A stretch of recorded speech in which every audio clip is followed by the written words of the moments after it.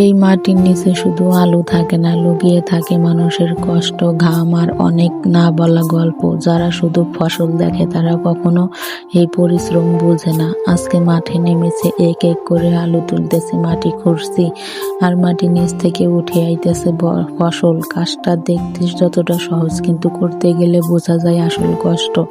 হাত মাটিতে ভরে যাচ্ছে, শরীর ক্লান্ত হয়ে যাচ্ছে, তবুও থামা যায় না, কারণ কাজ করলে তবেই তো কিছু পাওয়া যায়। এই যে কথায় কথায় উঠলো আলু, উঠলো ছোট একটা জিনিস, কিন্তু এর পিছনে আছে অনেক দিনের পরিশ্রম। আমি ঢাকা থেকে শ্বশুরবাড়ি এসেছিলাম, ভেবেছিলাম রোজার মাস থাকবো, তারপর ঈদের পর চলে যাব, কিন্তু দেখতে দেখতে কিভাবে যে পুরো মাসটা চলে গেল বুঝতেই পারলাম না।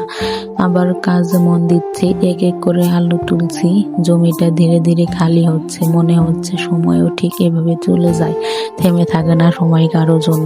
যত দিন যাচ্ছে আমার চলে যাওয়ার দিন আরো কাছে চলে আসতেছে, ভাবলেই একটু খারাপ লাগে, তবুও কাজ থেমে থাকে না, জীবন থেমে থাকে না। এই মাটির সাথে যারা জড়িত তারা জানে কষ্ট করলেই শান্তি পাওয়া যায়।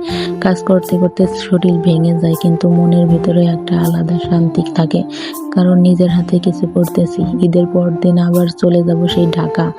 এই জায়গায় এই মানুষগুলো, এই সময়গুলো সব পিছনে ফেলে এক এক করে সব আলু তুলে ফেলেছি। মনে হচ্ছে এই মুহূর্তগুলো একদিন স্মৃতি হয়ে যাবে। অনেকে ভাবে এই কাজটা ছোট, কিন্তু এই ছোট কাজগুলোর পিছনে যে আসল জীবন লুকানো, এই কাদা, এই ঘাম, এই বাস্তবতা কখনো কখনো অভিনয় হয় না, সবটাই সত্যি।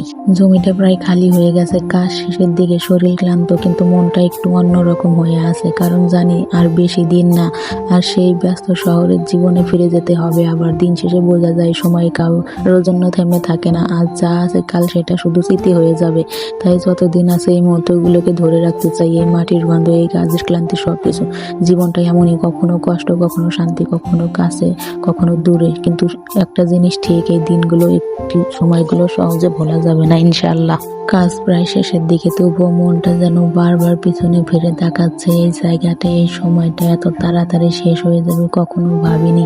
এক এক করে আলু তুলে জমিটা প্রায় খালি হয়ে গেছে, আর মনে হচ্ছে আমার এখনো থাকা সময়টা ঠিক এভাবেই ফুরিয়ে যাচ্ছে।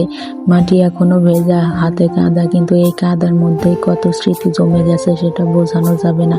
আমি যখন ঢাকা থেকে এখানে আসছিলাম ভাবছিলাম সময়টা কাটবে কিভাবে, একটু শান্তিতে কিভাবে থাকবে। এখন মনে হচ্ছে সময়টা যেন দূরে চলে গেল।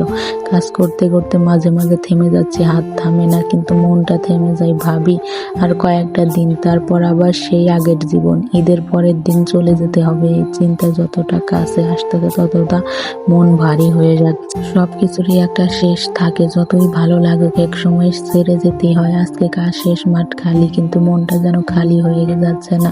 ঢাকা থেকে এসেছিলাম কিছুদিন থাকার জন্য, দেখতে দেখতে পুরো সময়টা কিভাবে চলে গেল বুঝতেই পারলাম না।